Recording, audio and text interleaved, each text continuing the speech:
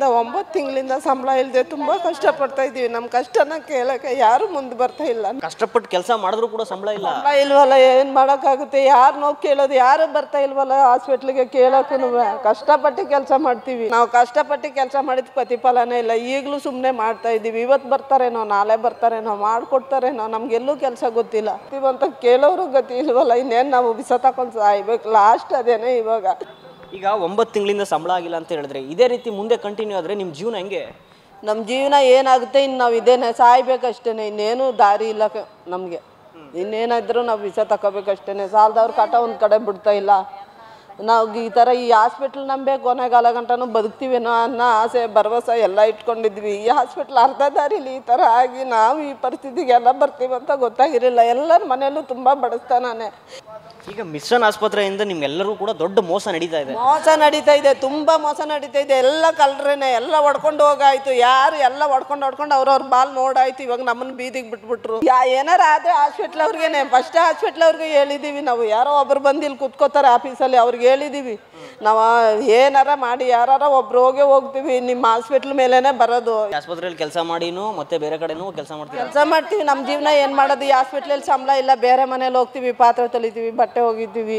ಅದನ್ನ ಕೊಡೋದನ್ನ ತಗೋಗಿ ಮನೆ ಜೀವನ ಮಾಡ್ತೀವಿ. ಊಟ ಕೊಡ್ತಾರೆ, ಅದನ್ನ ತಗೊಂಡೋಗಿ ನಾವು ಜೀವನ ನಡೆಸ್ತೀವಿ. ದುಡಿಮೆಯೇ ನಂಬಿ ಬದುಕು ಅಂತ ಹೇಳ್ತಾರೆ. ಆದರೆ ದುಡಿಮೆಯನ್ನೇ ನಂಬಿಕೊಂಡು ಬದುಕ್ತಾ ಇದ್ದಂಥವರ ಪರಿಸ್ಥಿತಿ ಇವತ್ತು ಬೀದಿಗೆ ಬಿದ್ದಿರುವಂಥದ್ದು. ಯಾಕಂದರೆ ಕೆಲಸ ಮಾಡಿನೂ ಕೂಡ ಇಷ್ಟೋ ತಿಂಗಳುಗಳು ಆದರೂ ಕೂಡ ದುಡ್ಡನ್ನು ಕೊಡದೆ, ಸಂಬಳ ಇಲ್ಲದೆ ಕೆಲಸ ಮಾಡಿ ಕಂಗಾಲಾಗಿ ಹೋಗಿರುವಂಥದ್ದು. ನನ್ನೊಟ್ಟಿಗೆ ಇವತ್ತು ಮಹಿಳೆ ಇದ್ದಾರೆ, ಅವ್ರನ್ನ ಮಾತಾಡ್ಸೋಣ. ನೀವು ಎಷ್ಟು ವರ್ಷದಿಂದ ಇಲ್ಲಿ ಆಸ್ಪತ್ರೆಯಲ್ಲಿ ಕೆಲಸ ಮಾಡ್ತೀವಿ? ನಾವು 25 ವರ್ಷ ಆಯ್ತಪ್ಪ ಇಲ್ಲಿಗೆ ಸೇರಿಕೊಂಡು. ಎಲ್ಲ ಒಂದೇ ಬೇಚೇನೆ. ಆದರೆ ತುಂಬ ಕಷ್ಟ ಇಲ್ಲಿ. ಊಟಕ್ಕೂ ತುಂಬ ಕಷ್ಟ, ತುಂಬ ಕಷ್ಟಪಡ್ತೀವಿ ನಾವು. ಮನೆ ಕೆಲಸಗಳು ಮಾಡಿಕೊಂಡು ಜೀವನ ನಡೆಸ್ತಾ ಇದ್ದೀವಿ. ನಮ್ಮ ಮನೆಗಳಲ್ಲಿ ತುಂಬ ಕಷ್ಟ. BP ಮಾತ್ರ ಇಲ್ಲ, ಇಲ್ಲಿ ಕೇಳಿದ್ರೆ ಮೆಡಿಷನ್ ಇಲ್ಲ ಅಂತಾರೆ. ಏನು ಸೌಕರ್ಯನೂ ಇಲ್ಲ. ನಾವು ಇಷ್ಟು ದಿನದಿಂದ 9 ತಿಂಗಳಿಂದ ಸಂಬಳ ಇಲ್ಲದೆ ತುಂಬ ಕಷ್ಟಪಡ್ತಾ ಇದ್ದೀವಿ. ನಮ್ಮ ಕಷ್ಟನ ಕೇಳೋಕ್ಕೆ ಯಾರು ಮುಂದೆ ಬರ್ತಾ ಇಲ್ಲ. ನಾವು ಎಲ್ಲರ ಹತ್ರನೂ ಹೇಳ್ಕೊಂಡ್ವಿ. ಸಿದ್ದರಾಮಯ್ಯನಿಗೂ ಹೋಗಿ ಕೇಳಿದ್ವಿ ನಾವು. ಇಲ್ಲಿ ಮ್ಯಾನೇಜ್ಮೆಂಟ್ ಮಾಡೋರು ಆ ಚರ್ಚಿಗೆ ಬರ್ತಾರೆ, ಈ ಚರ್ಚಿಗೆ ಬರ್ತಾರೆ ಅಂತ ಹೇಳಿದ್ರು. ಅಲ್ಲೆಲ್ಲ ಹೋಗೋದು ಕಾಲೆಲ್ಲ ಕಟ್ಕೊಂಡ್ವಿ. ಬನ್ನಿ ಮೇಂಟೆನೆನ್ಸ್ ಮಾಡಿ, ನಮ್ಗೆ ಸಂಬಳ ಕೊಡಿ, 1 ತಿಂಗಳಲ್ಲ 1-2 ತಿಂಗಳು ಕೊಡಿ, ಮೇಂಟೈನ್ ಮಾಡಿ ಅಂತ. PFಗಳು ಕಟ್ಟಿ 5 ವರ್ಷ ಆಯಿತು. PF ಕಟ್ಟಿಲ್ಲ, ನಮ್ಗೆ ESC ಕಟ್ಟಿಲ್ಲ, ಏನೂ ಇಲ್ಲ. ನಮ್ಮ ಜೀವನಗಳು ಹೆಂಗೆ ನಡೀತಾ ಇದೆ ಗೊತ್ತಾ? ಸಾಕಷ್ಟು ವರ್ಷಗಳಿಂದ ಇರುವಂಥ ಹಾಸ್ಪಿಟ್ಲ್ ಇದು. ಸುಮಾರು ನೀವು ಕೂಡ ಸುಮಾರು ವರ್ಷಗಳಿಂದ ಇಲ್ಲಿ ಕೆಲಸ ಮಾಡ್ತಾ ಇದ್ದೀನಿ ಅಂತ ಹೇಳಿದ್ರಿ. ಇಲ್ಲಿ ಕೆಲಸ ಮಾಡ್ತಿದ್ದಂತಹ ಆಡಳಿತ ಮಂಡಳಿ ಆಗಿರ್ಬೋದು, ಸಿಬ್ಬಂದಿಗಳಾಗಿರ್ಬೋದು, ನಿಮ್ಮ ಮೇಲಧಿಕಾರಿಗಳು ಯಾರು ಕೂಡ ಸ್ಪಂದಿಸಲಿಲ್ಲ. ಯಾರು ಕೂಡ ಬಂದು ನಮ್ಮನ್ನು ಯಾಗಿದ್ದೀರಾ, ಏನು ಮಾಡ್ತಾ ಇದ್ದೀರಾ ಅಂತ ಯಾರು ಬಂದು ಕೇಳಲಿಲ್ಲ ಸರ್. ಇಷ್ಟವರೆಗೂ ಆಯಿತು. ನಮ್ಮವರು ಒಬ್ಬರು ಸ್ಟ್ರೈಕ್ ಮಾಡಿ, ಸ್ಟ್ರೈಕಲ್ಲೂ ನೋಡಿದ್ರು. ಅವರು ಇದನ್ನೆಲ್ಲ ಕುಡ್ದು ನೋಡಿದ್ರು. ಕೇರ್ ಹಾಸ್ಪಿಟ್ಲಿಗೆ ಸೇರಿಸಿದ್ವಿ. ಯಾರು ಬಂದಿಲ್ಲಿ ಮ್ಯಾನೇಜ್ಮೆಂಟ್ ಅವರೇ ಆಗಲಿ, ಇಲ್ಲಿ ನಡೆಸ್ತಾ ಇರೋರೇ ಹಾಸ್ಪಿಟ್ಲ್ನಾಗಲಿ ಏನಾಯ್ತು ಎಂತಾಯ್ತು ಅಂತ ಯಾರನ್ನೂ ಬಂದು ಯಾರು ಕೇಳ್ತಾ ಇಲ್ಲ. ನೀವು 25 ವರ್ಷದಿಂದ ಇದನ್ನೇ ನಂಬ್ಕೊಂಡು ಬದುಕ್ತಾ ಇದ್ದೀರಾ. ನಿಮ್ಮ ಮನೇಲಿ ಒಂದಿಷ್ಟು ಫ್ಯಾಮಿಲಿ ಮೆಂಬರ್ಸ್ಗಳು ಇರ್ತಾರೆ, ನಿಮ್ಮ ಮಗಳು, ಗಂಡು ಮಕ್ಕಳುಗಳಿರ್ತಾರೆ. ಮಗ ಒಬ್ಬನಿದ್ದಾನೆ, ಎಲ್ಲರಿಗೂ ನೋಡ್ಕೋಬೇಕು. ನಮ್ಮ ಮನೆ ಪರಿಸ್ಥಿತಿ, ನಾವಿರೋದೇ ಬಾಡಿಗೆ ಮನೇಲಿ. ಲೋನ್ ತಗೊಂಡಿದ್ದೀವಿ, ಲೋನ್ಗಳು ಕಟ್ಟಬೇಕು. ಲೋನು ಇವಾಗೆಲ್ಲ ಪ್ರಾಬ್ಲಮ್ ಆಗಿಬಿಟ್ಟಿದೆ. ಇನ್ನು ಲೋನ್ ಅವ್ರು ಬಂದರೆ ನಾವು ಇನ್ನು ಆ ಮನೆಗಳು ಇಲ್ಲದೆ ಬೀದಿಗೆ ನಿಂತ್ಕೋಬೇಕಪ್ಪ. ಇವಾಗ ಏನು ಮಾಡೋದಂತಲೇ ಗೊತ್ತಿಲ್ಲ. ಯಾರು ಬಂದು ಏನಾಯಿತು, ಹೆಂಗಾಯ್ತು, ಕೊಡ್ತೀವಂತ ಕೇಳೋರು ಗತಿ ಇಲ್ವಲ್ಲ. ಇನ್ನೇನು ನಾವು ಬಿಸ ತಗೊಂಡು ಸಾಯ್ಬೇಕು. ಲಾಸ್ಟ್ ಅದೇನೆ ಇವಾಗ. ಅಲ್ಲ, ಕಷ್ಟಪಟ್ಟು ಕೆಲಸ ಮಾಡಿದ್ರು ಕೂಡ ಸಂಬಳ ಇಲ್ವಲ್ಲ, ಏನು ಮಾಡೋಕ್ಕಾಗುತ್ತೆ? ಯಾರನ್ನೋ ಕೇಳೋದು, ಯಾರು ಬರ್ತಾ ಇಲ್ವಲ್ಲ ಹಾಸ್ಪಿಟ್ಲಿಗೆ ಕೇಳೋಕ್ಕೂ. ಕಷ್ಟಪಟ್ಟು ಕೆಲಸ ಮಾಡ್ತೀವಿ ನಾವು. ಕಷ್ಟಪಟ್ಟು ಕೆಲಸ ಮಾಡಿದ ಪ್ರತಿಫಲನೇ ಇಲ್ಲ. ಈಗಲೂ ಸುಮ್ಮನೆ ಮಾಡ್ತಾ ಇದ್ದೀವಿ. ಇವತ್ತು ಬರ್ತಾರೇನೋ, ನಾಳೆ ಬರ್ತಾರೇನೋ, ಮಾಡಿಕೊಡ್ತಾರೇನೋ, ನಮಗೆಲ್ಲೂ ಕೆಲಸ ಗೊತ್ತಿಲ್ಲ. ಈ ವಯಸ್ಸಲ್ಲಿ ಹೋದ್ರೂ ಯಾರು ಕೆಲಸ ಕೊಡೋಲ್ಲ. ಏನು ಹೋದ್ರೆ ಒಂದು ಹೋಟ್ಲಲ್ಲಿ ಪಾತ್ರೆ ತೊಳಿಬೋದು ನಾವು, ಆ ಕೆಲಸ ಸಿಗ್ಬೋದು ನೋಡಿ. ನಮ್ಗೆ ಇನ್ನೇನು ಸಿಗುತ್ತೆ ಅಂತ.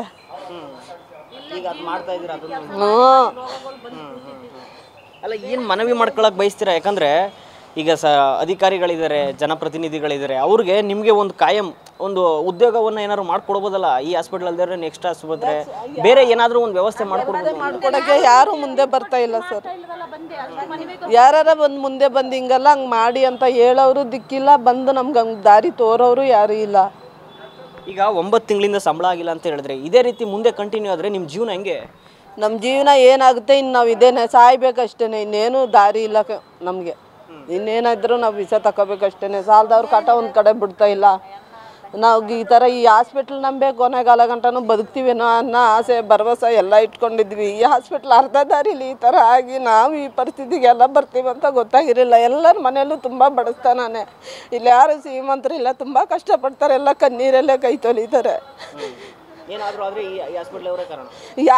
ಆದರೆ ಹಾಸ್ಪಿಟ್ಲ್ ಅವ್ರಿಗೇನೆ ಫಸ್ಟ್ ಹಾಸ್ಪಿಟ್ಲ್ ಅವ್ರಿಗೆ ಹೇಳಿದ್ದೀವಿ ನಾವು. ಯಾರೋ ಒಬ್ರು ಬಂದು ಇಲ್ಲಿ ಕೂತ್ಕೋತಾರೆ ಆಫೀಸಲ್ಲಿ, ಅವ್ರಿಗೆ ಹೇಳಿದ್ದೀವಿ ನಾವು ಏನಾರ ಮಾಡಿ ಯಾರು ಒಬ್ರು ಹೋಗ್ತೀವಿ, ನಿಮ್ಮ ಹಾಸ್ಪಿಟ್ಲ್ ಮೇಲೇ ಬರೋದು, ಯಾರಿದ್ದೀರ ನಿಮ್ಮನ್ನೇ ಇಟ್ಕೊಡೋದು.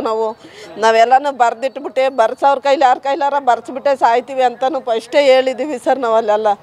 ಈಗ ಮಿಷನ್ ಆಸ್ಪತ್ರೆಯಿಂದ ನಿಮ್ಗೆಲ್ಲರೂ ಕೂಡ ದೊಡ್ಡ ಮೋಸ ನಡೀತಾ ಇದೆ. ತುಂಬ ಮೋಸ ನಡೀತಾ ಇದೆ. ಎಲ್ಲ ಕಳ್ರೇನೆ, ಎಲ್ಲ ಹೊಡ್ಕೊಂಡು ಹೋಗಾಯ್ತು. ಯಾರು ಎಲ್ಲ ಹೊಡ್ಕೊಂಡು ಅವ್ರವ್ರ ಬಾಲ್ ನೋಡಾಯ್ತು. ಇವಾಗ ನಮ್ಮನ್ನು ಬೀದಿಗೆ ಬಿಟ್ಬಿಟ್ರು. ನಾವು ಫಸ್ಟಿಂದಾನೇ ಸರಿ ಮಾಡಬೇಕಾಯ್ತು. ಫಸ್ಟಿಂದಾನೇ ಇವ್ರು ಈ ರೀತಿ ನಮ್ಮ ಮೋಸ ಮಾಡ್ತಾರಂತ ಗೊತ್ತಿರಲಿಲ್ಲ. ಮೊದಲಿದ್ದವ್ರು ಕರೆಕ್ಟಾಗಿ ನಡೆಸ್ತಾಯಿದ್ರು. ಇವಾಗಿರೋರು ಬರೀ ಕಳ್ಳತನಕ್ಕೆ ಬಂದು ಯಾವನ ಪಾಲಂತೆ ಅವ್ನು ಬಂದು ಸೇರ್ಕೊಬಿಟ್ಟಿದ್ದಾನೆ ಇಲ್ಲಿ. ಆ ಪಾಲನ್ನ ಬರಬೇಕು, ಅವ್ನು ಬಂದ್ರೇ ಸಂಬಳ ಅಂತಾರೆ. ಯಾರು ಕೇಳಂಗಂತಾರೆ. ಅವ್ನು ಎಲ್ಲಿದ್ದಾನಂತಾನೆ ಗೊತ್ತಿಲ್ಲ ಕಲ್ಲ. ಹಾಂ, ಅಲ್ಲ ಅವ್ರವ್ರ ಆಟಕ್ಕೆ ನೀವು ಬಲಿಪಶು ಆಯ್ತಾ ಇದ್ರಲ್ಲ. ನಮ್ಮನ್ನು ಬಲಿ ಹಾಕೋಕ್ಕೇ ಕಾಯ್ಕೊಂಡಿದ್ದಾರೆ. ನಮ್ಮನ್ನು ಬಲಿ ಹಾಕಿ ಆಚೆಗೆ ಹಾಕ್ಬಿಟ್ಟು ಈ ಹಾಸ್ಪಿಟ್ಲ್ ಮಾರ್ಬಿಟ್ಟು ಮುಚ್ಚಿಬಿಟ್ಟು ಹೋಗ್ಬೇಕಂತಾನೆ ಅವ್ರು ಕಾಯ್ತಾ ಇದ್ದಾರೆ. ಆದರೂ ನಾವು ಹೋಗ್ಲೇಬಾರ್ದು, ಏನಾಗುತ್ತೋ ನೋಡೋಣ, ಹೊಟ್ಟೆಪಾಡು ಇಲ್ಲೇ ಸತ್ತರೆ ಸಾಯ್ಬೇಕು ಅಂತ ಕೂತಿದ್ದೀವಿ ಎಲ್ಲರೂ. ಒಟ್ಟಿನಲ್ಲಿ ಹಾಸ್ಪಿಟ್ಲ್ ಕ್ಲೋಸ್ ಮಾಡಿದ್ರು ಕೂಡ ನಿಮ್ಗೆ ಪರಿಹಾರ ಸಿಗಲೇಬೇಕು. ಸಿಕ್ಕ ಗಂಟ ಬಿಡಲ್ಲ ನಾವು. ಇಲ್ವಾ ಏನಾದರೂ ಸರಿ ಎಲ್ಲ ಒಗ್ಗಟ್ಟಾಗಿ ನಿಂತು ನಾವು ಸರಿ ಮಾಡೋ ಗಂಟನೂ ಬಿಡಲ್ಲ. ಅವ್ರ ಹಾಸ್ಪಿಟ್ಲ್ನ ಏನು ಬೇಕಾದರೂ ಮಾಡೋಣ ಅಂತ ರೆಡಿಯಾಗಿದ್ದಾರೆ. ಆದರೆ ನಾವು ಏನೂ ಮಾಡೋಕ್ಕೆ ಬಿಡಲ್ಲ. ಮೊದ್ಲಿನ ಥರನೇ ವರ್ಕ್ ಆಗಿ ಮಾಡಿ ಡಾಕ್ಟ್ರಿಗೆಲ್ಲ ಸಂಬಳ ಕೊಡದೆ ಎಲ್ಲರನ್ನೂ ಕಳಿಸಿದ್ದ ಅವರೇನೆ.